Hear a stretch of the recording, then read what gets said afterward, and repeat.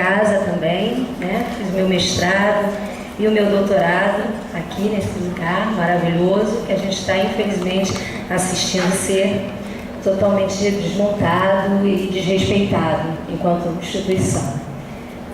Vim aqui para discutir com vocês, não é uma aula, nem uma palestra, nada disso, é uma mesa de discussão, né, para a gente pensar esses desafios, esse grande desafio que é a atuação do psicólogo no SUAS, que é a atuação do psicólogo de uma maneira geral fora da clínica, né? Onde que o psicólogo pode estar, o que ele pode estar fazendo, o que ele pode estar trazendo de diferente. Então eu trouxe, a mesa chama-se Infância e Adolescência no SUAS, Proteção, e a minha fala, Desafios para a Atuação da Psicologia. Eu não vou falar muito do sistema, porque nós teremos aqui colegas que vão se aprofundar, né?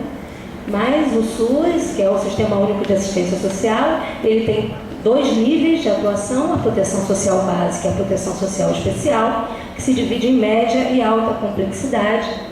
Trouxe algumas informações mais gerais. Pode passar. Então, a proteção básica, ela é, teoricamente, eu digo teoricamente, porque depois a colega vai falar praticamente como é que a coisa se coloca, né? Ela tem uma função de ser preventiva, né? De atuar quando as coisas ainda não chegaram a situações muito graves, né? Em relação a vínculos familiares, em relação à violação de direitos. Ela deveria estar atuando também de forma descentralizada, né, atuando nos lugares e de uma certa forma também se organizando, sendo oferecidos serviços demandados por aquelas regiões, então não mais aquela coisa estática, fechada, e alguns serviços que pudessem se adaptar à realidade, às demandas daqueles espaços. Você me corrige se as coisas estiverem diferentes hoje na prática, né? E nós temos a proteção social especial, dividida pela média e pela alta complexidade. A gente tem a diferença das duas é que uns vínculos ainda não estão completamente rompidos, então a atuação é no sentido de fortalecer esses vínculos, né? E na alta complexidade os vínculos já estão mais fortemente rompidos e o trabalho é um trabalho de garantia de direitos no sentido de acolher em várias modalidades diferentes. A minha experiência de atuação com o SUAS, como psicóloga de ponta, já tem muito tempo, tem mais de 10 anos que eu atuava numa organização não governamental chamada Associação Escola, né? E lá a gente fazia um trabalho direto com as crianças e adolescentes em situação de rua, então atuávamos muito diretamente com a política, né? Mas isso, antes de existir o SUAS da forma como a gente está vendo aqui, estava ainda começando uma implementação, tudo era muito difícil de fazer, as articulações eram muito complicadas. O trabalho que a gente fazia era um trabalho que às vezes dava a sensação de enxugando gelo, porque era um trabalho em que as demandas eram muitas e às vezes você precisava fazer interlocução com alguma política e ela só oferecia aquele tipo de ação, né, específica. Então, bom, você está em situação de rua, a solução é a reinserção familiar. Acontece que junto com a situação de rua, você tinha uma série de outros direitos violados, a própria família daquela criança ou daquele adolescente também tinha os seus direitos violados. E aí você conseguir fazer essa articulação, utilizando várias políticas públicas, não só da assistência, era muito difícil. Então era um trabalho muito de formiguinha que a gente fazia e que às vezes ele surtia resultado muito tempo depois, dependendo também de muita iniciativa do próprio sujeito, né? O que a gente tentava era fortalecer aquele encontro, abrir aquela porta, porque a gente está falando de pessoas em que em muitos momentos não tinha porta nenhuma aberta. Bom, eu já falei da média e da alta, pode passar essa parte. Bom, se a gente está falando do SUAS, apresentei muito rapidamente, porque os outros colegas vão se aprofundar, né? E se a gente está falando de infância e adolescência, é legal a gente entender um pouquinho de que realidade a gente está falando, né? Então, nós temos hoje 204 milhões de habitantes no Brasil, destes 60 milhões quase 30% são jovens até 19 anos. Então, a urgência, a emergência de ter trabalhos importantes para essa faixa etária, né, se revela nos próprios números, né? Só no Sudeste nós temos 23 milhões.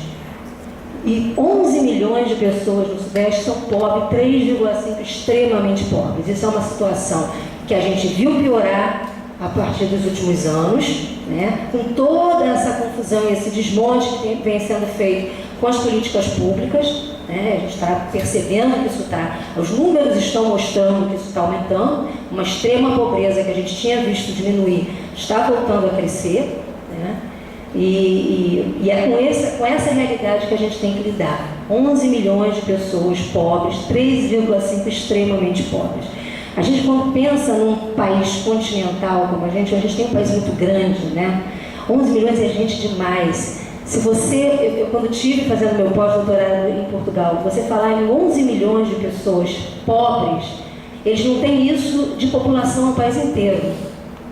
Então, vocês verem a gravidade da situação que a gente vive aqui, né? Como que é absolutamente absurdo existirem governos que priorizem qualquer outra coisa que não isso, que não atendimentos para essa realidade. Outros dados também de vulnerabilidade da infância e da adolescência: em 2015, no Sudeste, 18,4% dos homicídios foram cometidos contra pessoas menores de 19 anos. O Sudeste só pede para o Nordeste nesse índice, tá? E 75,5% desses homicídios foram ter como causa o uso de arma de fogo. Então, também é uma outra denúncia, tem alguns autores, a professora Marilena Zamora e outros professores, que pontuam bastante isso, né? Nós temos, de fato, um genocídio dos nossos jovens, principalmente os mais pobres, principalmente os negros, que estão, de fato, morrendo vítima de uma violência que é uma violência estrutural, que é uma violência que não é uma violência apenas de quem está ali praticando, é uma violência estrutural. A estrutura está rompida, ela gera violência. Aqui são dados de vulnerabilidade em relação à violação de direitos. Então, as denúncias, elas se sobrepõem, por isso que as estatísticas são dessa forma, né? Então, o que a gente encontra em termos de atuação direta, né, que vai cair na mão do psicólogo, do assistente social, na questão de atendimento, de violação de direitos? Negligência, com 72,8%, violência psicológica, 45,7%, violência física, 42,4%, violência sexual, 21,3%, e outras situações, né? Também nós sabemos que existe uma subnotificação enorme dessas questões. Isso aqui não reflete a realidade, mas isso aqui é preocupante em todos os sentidos, né? Mas é preocupante também para quem atua na ponta, porque vejam bem, a própria definição do que você vai considerar negligência, o que você vai fazer com isso, ela é subjetiva. Por isso que a importância de um evento como esse, a importância de afinar práticas, como esse evento propõe. A gente precisa entender o que a gente está, com que tipo de fenômeno a gente está trabalhando. Se ele é um fenômeno que ele se esgota em si, que ele consegue ter uma definição, se ele é um fenômeno que a gente precisa entendê-lo na sua complexidade. Entender a negligência como uma culpabilizando, por exemplo, uma família pobre, isso já foi feito muito, isso não adianta, já está provado que não adianta, não é assim. Você tem que entender que também tem famílias negligenciadas, então tudo isso é muito difícil de ser feito, né? Existe uma cobrança das gestões, enfim, para que as coisas se resolvam, para que você consiga fazer qualquer coisa em relação àquilo ali. E aí, uma situação que poderia ser trabalhada de uma forma completamente diferente, ela entra num enquadramento de negligência, e outras que, por você não ter um entendimento correto ou afinado do que seria a negligência, deixam de entrar. Violência psicológica, violência física, essas também são tipos de situações que a gente precisa afinar, saber. Existem as óbvias, mas existem as que não são óbvias. Uma criança sofre violência psicológica quando é xingada, por exemplo, quando é maltratada, isso parece óbvio. Uma criança sofre violência psicológica quando ela é desprezada, quando ela... Sim, também. Como você vai estar disposto a perceber todas as situações, todas as nuances? Então, eu acho que assim, ainda é um desafio muito grande, ainda é um desafio que nem mesmo a formação em psicologia e a formação em serviço social conseguem dar conta. Depende muito da nossa sensibilidade, da nossa atuação política, do nosso olhar para a nossa profissão, para a forma como a gente quer ver essa pessoa, a forma como a gente quer encontrar essa pessoa, a forma como a gente quer atuar com essa pessoa. Então depende muito disso. Não vai ter um professor que vai colocar isso na formação de um aluno. Acho que tem muito também do próprio profissional se sentir fazendo parte, né, daquela situação. O que a gente encontra? Eu tenho orientado bastante pesquisas em relação a isso. Psicólogos que estão atuando no DEGASE, psicólogos que estão atuando no SUAS, psicólogos que estão atuando em organizações não governamentais, e sem saber muito bem o que vão fazer, com o conhecimento que aprenderam na universidade, lá na prática, na ponta, né? Então, as pesquisas, elas apontam muito para esse tipo de representação social, né? O psicólogo, ele tem vocação para atendimento clínico. Então, os usuários esperam dele isso, os técnicos, colegas dele, esperam dele isso, e ele acaba achando que é a grande competência que ele recebeu na universidade, a clínica. Quando ele chega lá para atuar, ele não tem essa possibilidade. Ele não vai ter um consultóriozinho para atender com tempo, para fazer um atendimento. Eu não estou aqui diminuindo a importância do atendimento clínico, ele é extremamente importante, mas ele acaba ficando completamente sucateado, mesmo o atendimento clínico, se for ele que for a única solução, que o profissional estiver ali na ponta, porque ele não vai conseguir fazer bem feito. Eu escutei muitos psicólogos, numa pesquisa que eu realizei com a professora Helene Rizzini, nós visitamos várias instituições no estado do Rio de Janeiro inteiro, e a queixa era muito essa, né? Ah, mas o juiz, o promotor, ele quer que a gente fale alguma coisa sobre aquela criança, sobre aquela família, mas eu já tenho chance de fazer um encontro. Então, como que eu vou fazer um diagnóstico e um encontro? Talvez não fosse um diagnóstico a melhor solução, né? Deveriam haver outras práticas possíveis para que esse psicólogo pudesse ter ali um instrumental que pudesse orientar, né, o juiz ou o promotor naquela situação. Então, essa representação social é muito forte, muito difícil de ser modificada, né? Tinha até, quando a gente perguntou uma vez para os adolescentes em situação de rua, numa oficina que nós fizemos com ele, o que ele achava que a assistente social fazia, o que ele achava que o psicólogo fazia. A assistente social é aquela que pergunta onde eu moro, com quem eu moro, né? E o psicólogo é aquele que pergunta o que eu estou sentindo, o que eu penso. Então, existe bem marcada uma representação social do que é o psicólogo e do que se espera dele. As universidades, elas acabam tendo maior ênfase na formação para a clínica. Só para dar um exemplo para vocês, a Rural, o desenho todo do projeto da Rural, da graduação em psicologia da Universidade Federal Rural, foi voltado para ter ênfase no social, na parte de educação e na parte de saúde, mas no social, na atuação em políticas públicas, né? E aí criamos diversas disciplinas com esse objetivo. No entanto, qual é a demanda dos alunos para estágio? Só clínica. Porque está muito forte na cabeça a representação social de que essa é a atuação que o psicólogo tem que ter. Aí acaba, eles têm um monte de disciplina de psicologia social, enfim, mas acabam atuando na clínica.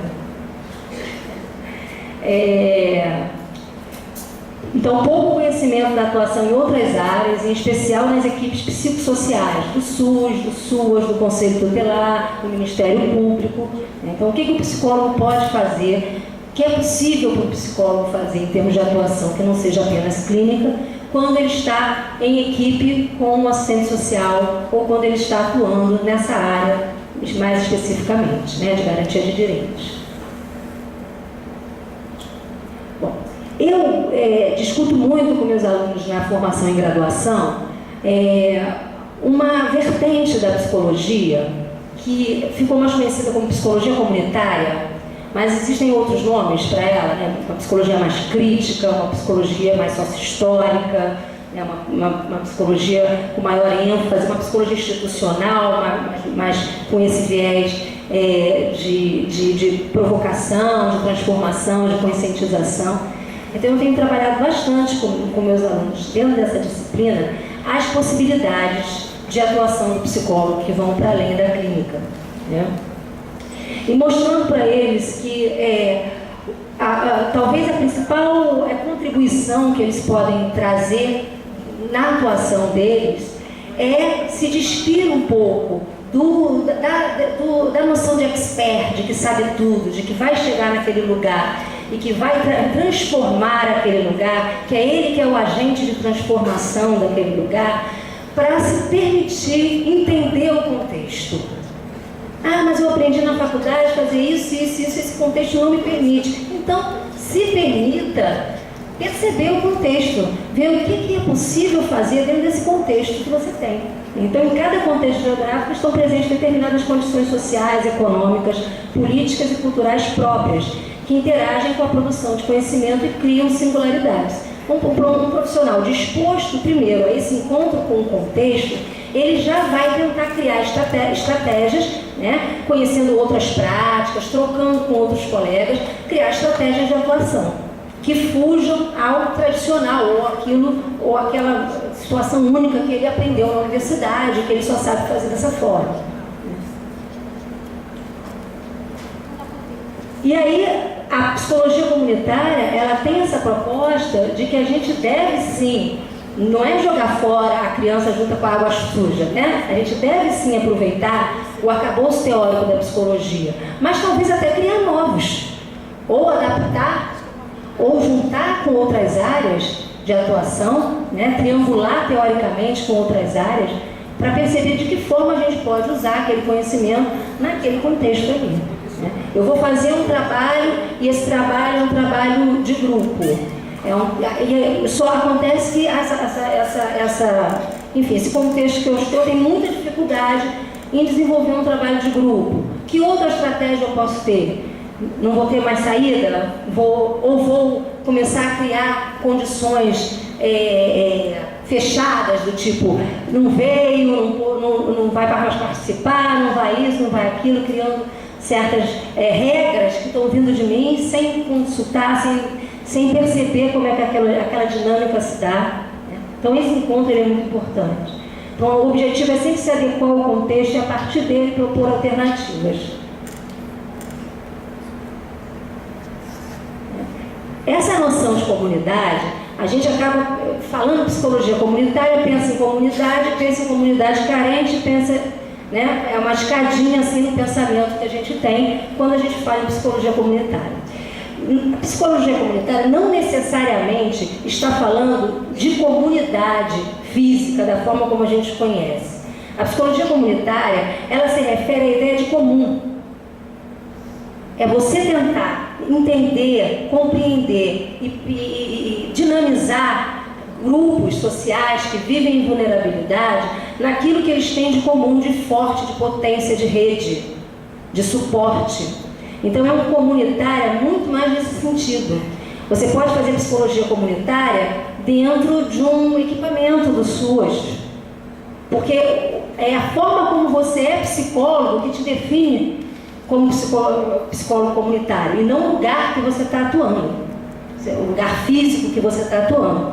Então, é a sua noção de que você não é um expert, é a sua noção de que você quer propor um encontro nesse trabalho que você vai fazer com essa pessoa, que você está produzindo, que você está provocando um sujeito autônomo, e não alguém que vai te ouvir, que você vai aconselhar, que você vai dizer o que é melhor para ele, né? É nessa atuação, é nessa visão de profissional que você leva junto com você a psicologia comunitária, onde você for atuar, e não especificamente uma localização.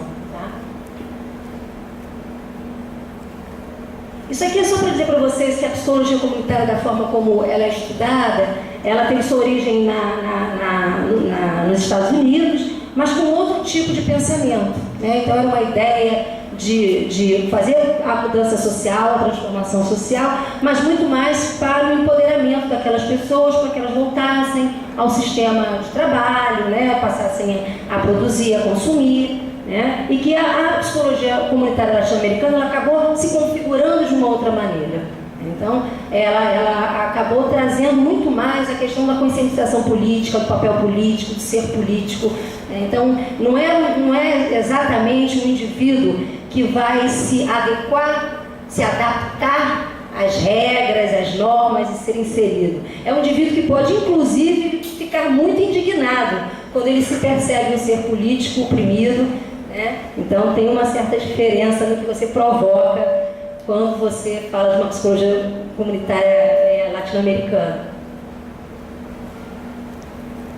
Acho que isso aqui a gente já falou, né, da comunidade não sendo... Então, uma definição que a professora Maritza Monteiro, uma venezuelana, tem da psicologia comunitária é um ramo da psicologia cujo objeto é o estudo dos fatores psicossociais que permitem desenvolver, fomentar e manter o controle e poder que os indivíduos têm condições de exercer sobre seu ambiente individual e social, para solucionar problemas que os afligem e conseguir mudanças nesses ambientes e na estrutura social. O bom psicólogo comunitário é aquele que entra e sai de um espaço e o espaço não fica dependente dele. Não vai sentir mais a falta dele quando ele for embora. Porque a missão dele ali foi muito mais autonomia daquele grupo, daqueles indivíduos, para que eles passassem a ser protagonistas das próprias mudanças. Então, estamos falando de redes, de suporte, de conscientização, de sentido de comum, de partilhamento.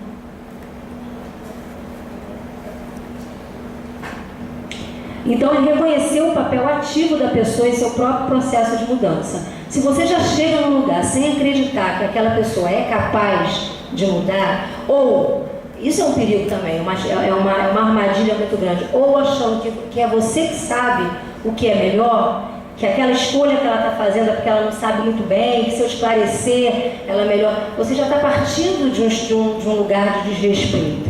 É muito importante a possibilidade de ouvir. Porque a demanda não vai ser essa. Você já começa desconstruindo toda uma representação social, uma ideia que se tem do que o psicólogo vai fazer. Né? Poxa, doutor ou doutora, que às vezes eles chamam a gente assim, me ajuda a resolver esse problema. É mais ou menos assim que a demanda chega para a gente. Né? E a ideia é que a gente possa fazê-lo perceber as potências, as redes, os suportes, o que é que ele tem de potência mesmo, né, de capacidade, para que esse problema possa ser resolvido o melhor possível. O melhor possível. É sempre entender que eu posso chegar até o melhor possível.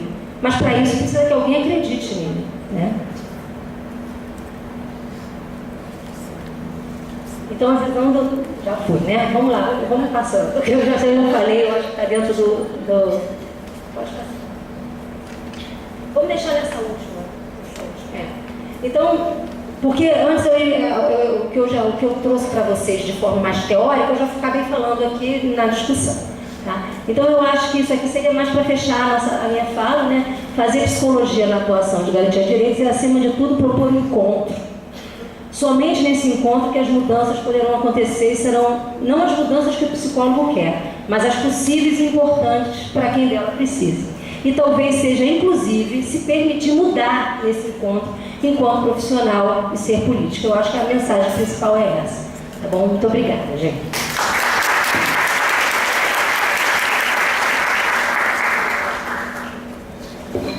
Nossa, obrigada. Bom, começamos aprendendo, né, professora Lucene? Peço desculpas, assim, porque a gente vai ter uma segunda mesa ainda, né? Então, passo para a professora Carla. Vânia Serra.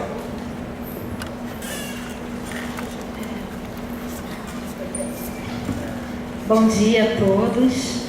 Gostaria de agradecer a participação, a oportunidade, né, de estar aqui com essa mesa e com vocês para poder discutir um pouco a proteção social. Eu sou socióloga, sou professora da Faculdade de Serviço Social aqui da UERJ e eu estou vendo... Ah, tá.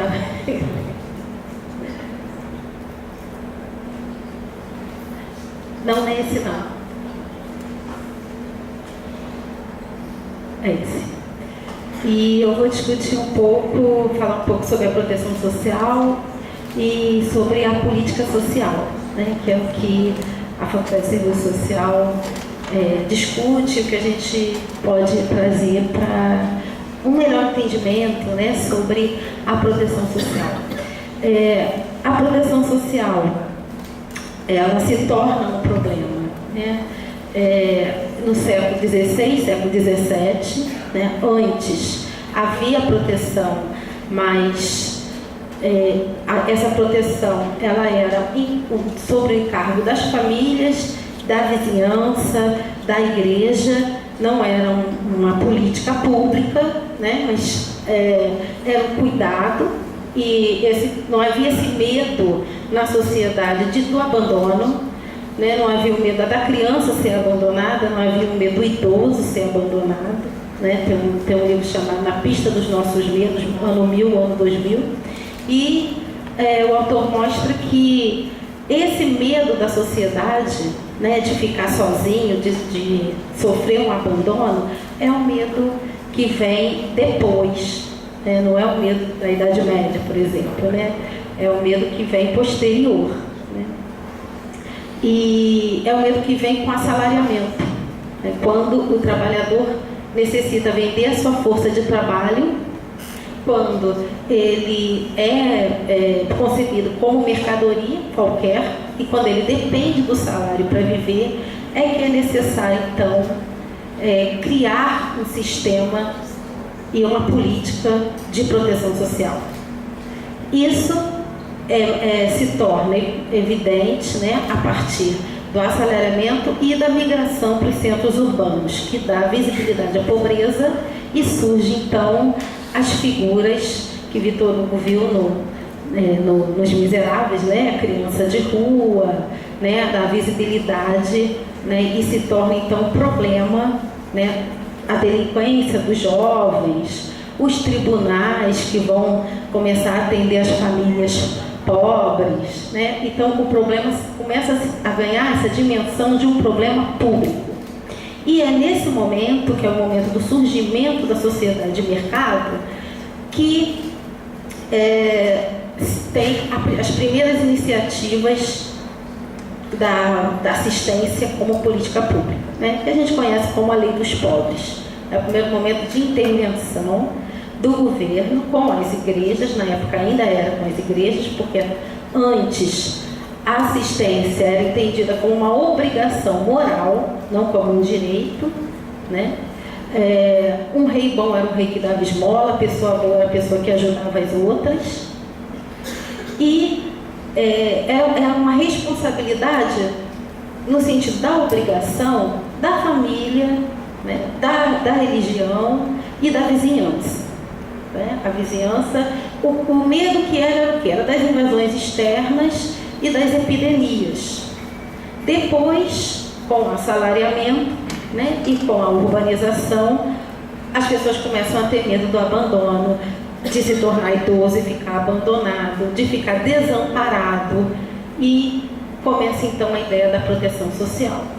E no começo, a relação da proteção social, da assistência, né, com o direito, ela também se faz presente, mas se faz presente de uma maneira repressiva, né, com a ideia de que os pobres não podiam ficar abandonados na rua, de que seria perigoso, né, a pobreza abandonada na rua, porque trazia riscos à sociedade e era necessário então recolher.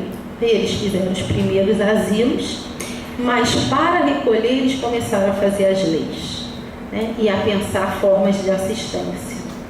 Então, nesse começo, a ideologia liberal, ela se posicionou veementemente contra a qualquer forma de assistência. Assistência era imoral, aquele que recebia assistência não queria trabalhar, não ia trabalhar porque estava recebendo uma ajuda do governo, né?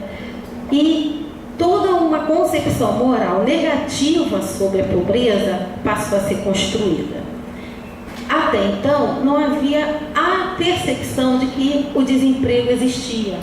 Eles achavam que não trabalhava quem era vagabundo, né?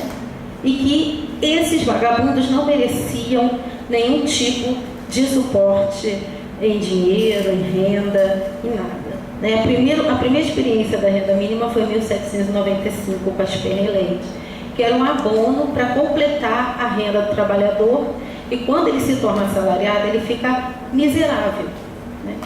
O assalariamento no começo não gera apenas os pobres, né? Mas sujeitos que o salário não dava para ele se alimentar, não dava para ele sustentar a si e a família. No começo do assalariamento, o trabalhador, a esposa, as crianças, e com a industrialização a situação ainda se tornou pior, porque crianças com 3, 4, 5 anos, né, foram lançadas dentro de uma indústria para trabalhar, serviço degradante, humilhante, com risco de sofrer uma deficiência física, né, para o resto da vida, e sem proteção social, sem direitos. A proteção social vai ganhando conotação de direito depois. Deixa eu passar aqui, porque eu vou mostrar algumas questões que estão relacionadas quando a gente pensa em proteção social. Primeiro, tem uma matriz de interpretação que diz que a política social, ela deriva da necessidade da assistência, né? Que as pessoas podem sofrer ou um desemprego, ou a morte de algum parente, ou uma criança doente, e ela passar por um período que ela necessite de uma assistência. Isso é uma das vertentes, né, de interpretação da origem da política social, mas não tem como dizer que a política social não tem relação com a necessidade social. Claro que tem, né? Agora, eu não concordo que ela surja da necessidade social. Por quê? Porque o Estado não é tão bonzinho assim, né? Se fosse da necessidade social, né, não suspenderia as políticas, reconheceria o direito da classe trabalhadora, né? A outra interpretação é que a política social surge com a questão social. Aí ela é mais recente, né? Ela surge a partir do momento que o Estado intervém na economia e começa a reconhecer o direito da classe trabalhadora. E por que o Estado passa a reconhecer esse direito da classe trabalhadora? Né? Por causa da organização da classe trabalhadora nos sindicatos e na luta política. A luta política é que gera direitos, e a proteção social, ela tem raiz aonde? Ela tem raiz na produção. Por quê? Porque a classe trabalhadora começa a lutar por seus direitos, e esses direitos são direitos trabalhistas.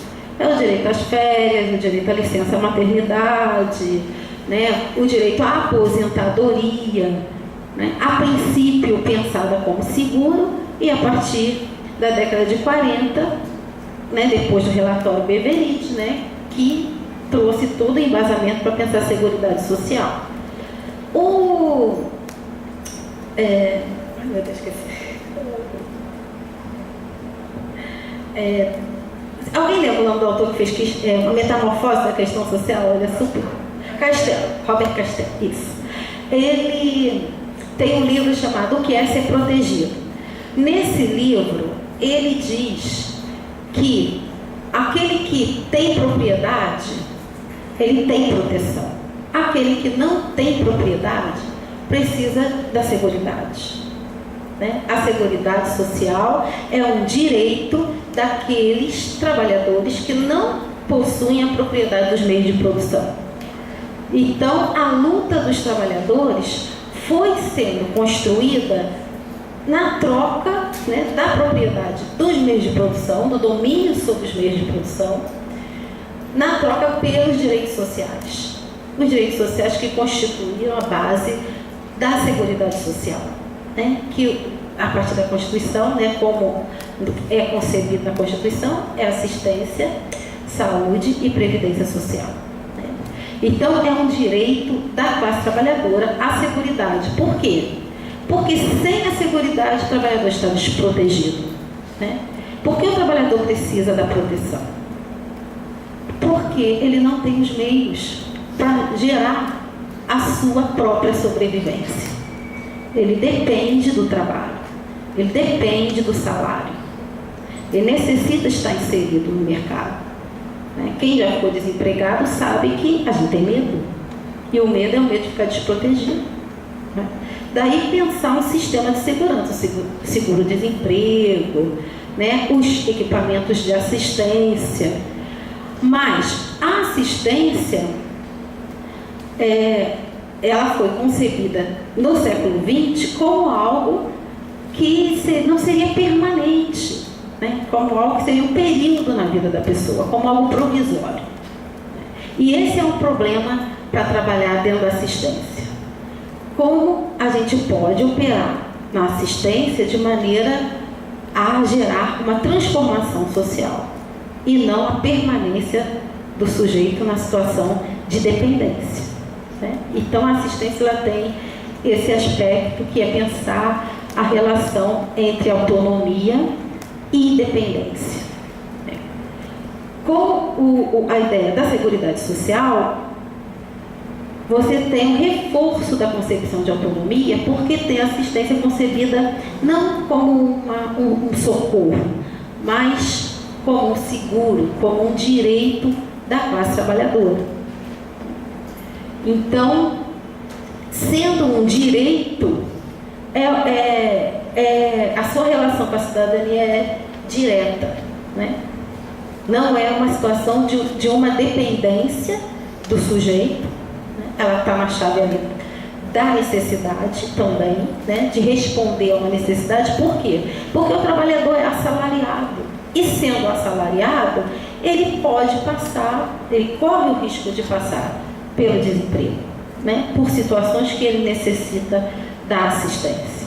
Agora, a situação atual, ela é agravante, porque nós enfrentamos um desemprego desestrutural numa sociedade organizada pelo trabalho. Numa sociedade que depende do salário para sobreviver, no momento de desemprego estrutural. Qual é o papel da assistência nessa circunstância? Bom, controle social, a assistência também concebida como controle social, e aí tem uma relação público e privado. Está sempre nesse debate. Eu não vou ter tempo de me estender, a gente pode depois ver, a relação família e trabalho, com o desenvolvimento da divisão social do trabalho. A família ficou como um espaço para o desenvolvimento do equilíbrio emocional, mais relacionado à questão do afeto e da interação, enquanto que o mercado foi assumindo outras funções. A função da educação foi sendo assumida pela escola, a saúde, os sistemas de saúde foram assumindo o cuidado com a saúde. Então, há uma dependência muito grande da família dos serviços, principalmente a família da classe trabalhadora. Ela depende dos serviços que ela não pode pagar. Bom, direitos sociais e cidadania a gente já comentou. Deixa eu ver o meu tempo. Tá bom. Podia passar, por favor?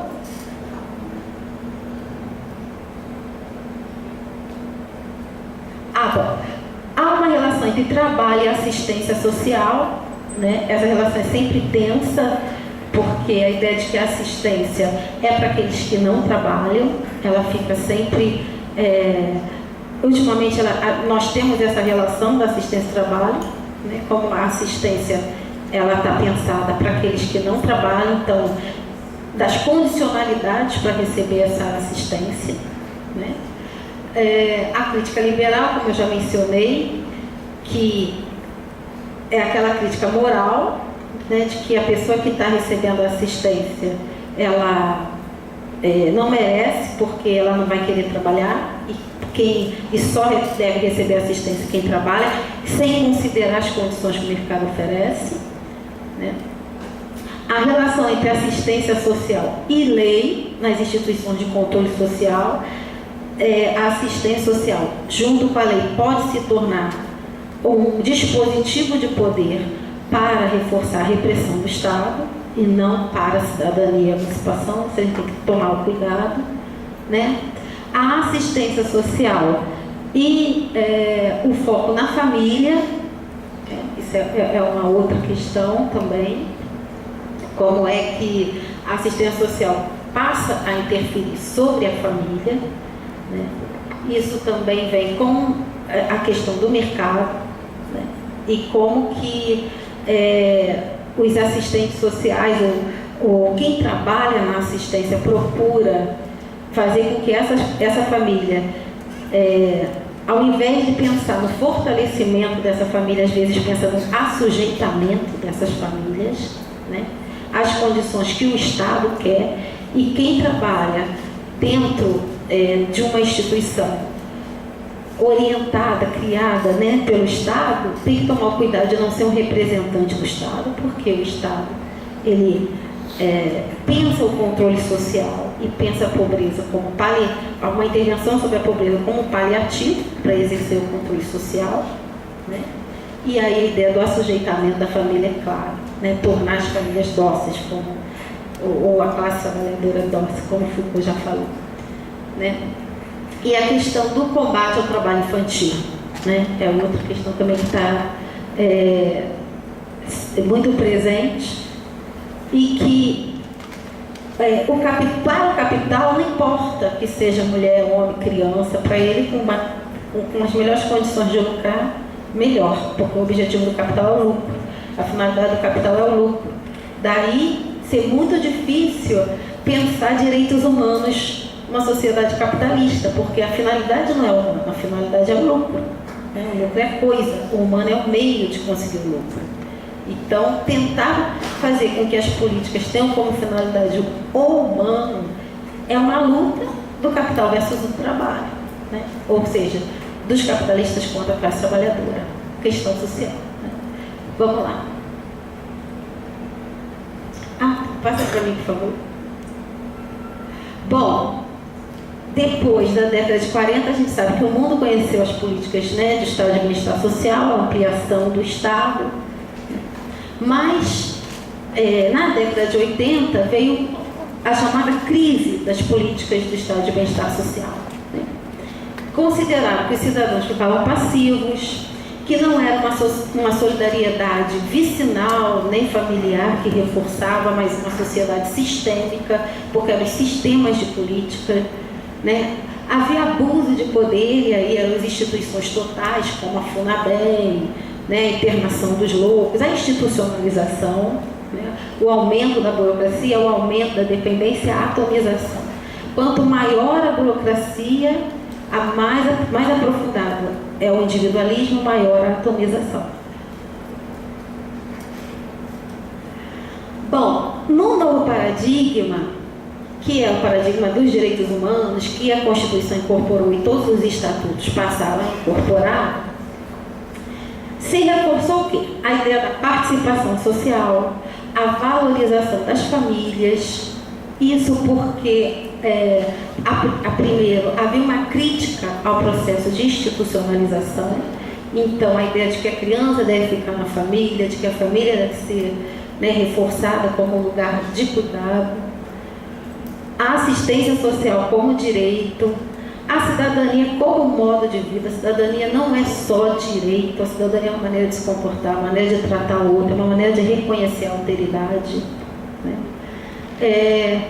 A autonomia, a relação autonomia e responsabilidade, né? E a centralidade da ideia de dignidade da pessoa humana. Isso vem na Constituição também, na chave dos direitos humanos, da defesa, que alinham todas as políticas sociais hoje, né? Bom, aí eu queria falar da proteção do ECA, mas eu não sei se vai dar tempo, né? Porque o ECA também está nessa linha da discussão dos direitos humanos, né? Na ideia da proteção integral e da concepção de vulnerabilidade social, que é uma concepção que remete, como ela falou anteriormente, à ideia dos vínculos. Por quê? Nós vimos que lá no começo a proteção social era algo que, de encargo das famílias, da vizinhança, da religião, quer dizer, uma proteção proximal, né, das instituições próximas ao indivíduo. Eram essas instituições que dariam a garantia do indivíduo não se sentir isolado, não se sentir abandonado. Quando nós tivemos a ampliação do Estado, né, e a complexidade da divisão social do trabalho, nós tivemos uma intervenção maior dos profissionais sobre as famílias e chegamos ao ponto de ter uma institucionalização do idoso, a institucionalização das pessoas com deficiência, né, a institucionalização das crianças tidas com problemas, né, das crianças de rua. E aí, na reação contra esse paradigma do Estado do bem-estar social que gerou instituições totais,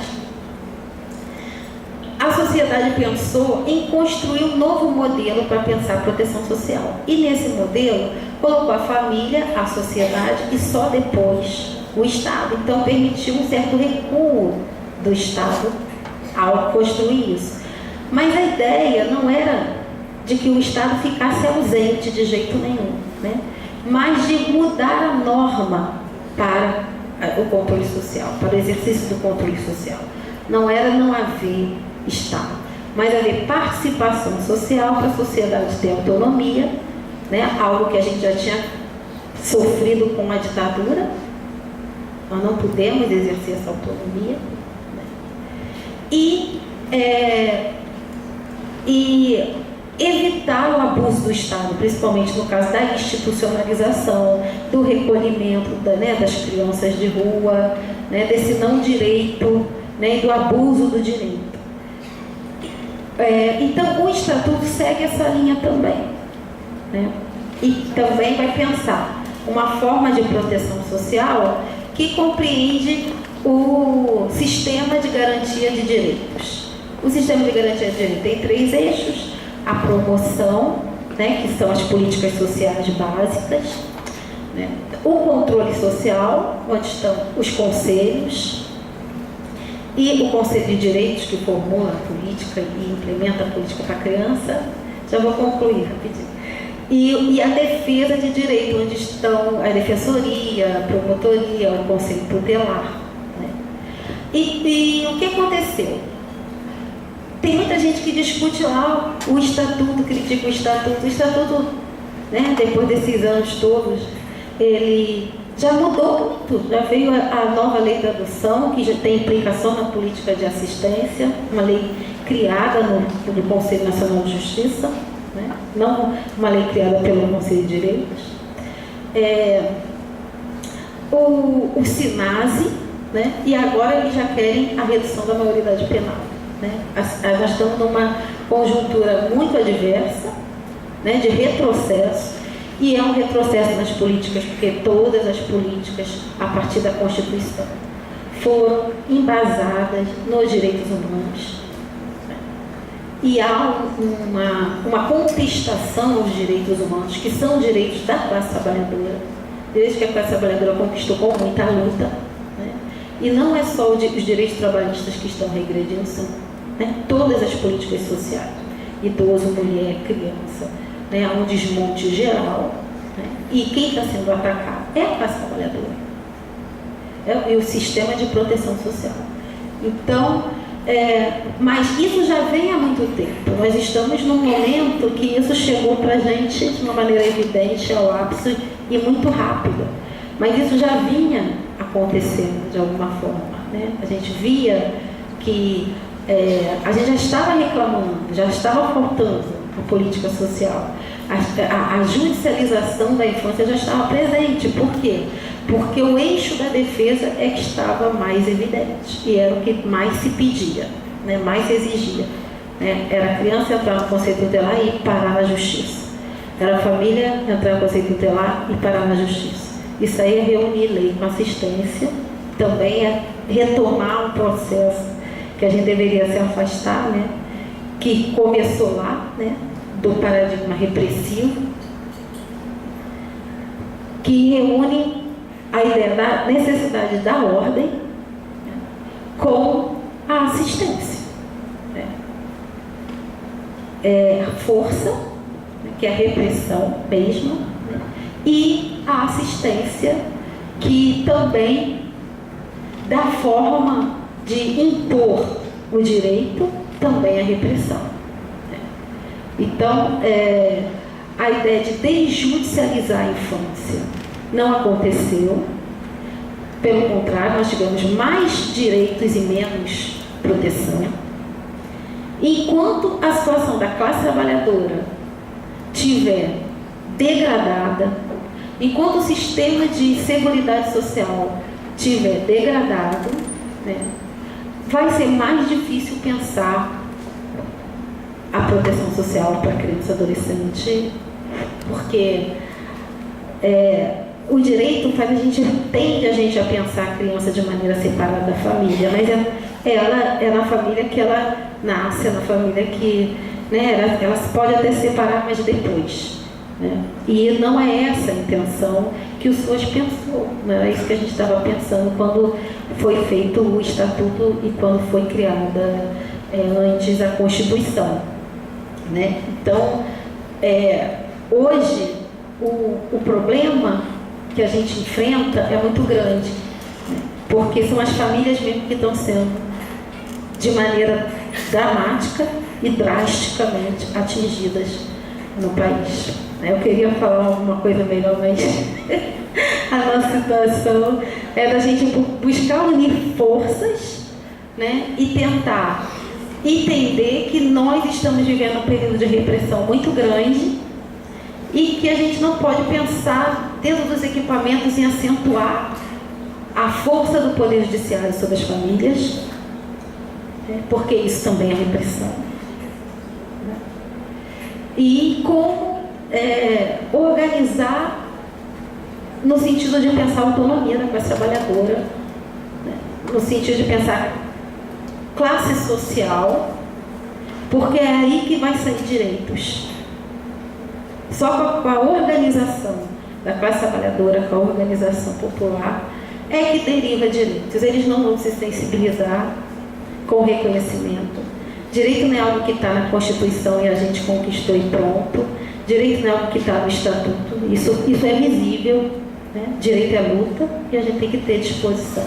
Ou a gente vai sucumbir ou a gente vai enfrentar.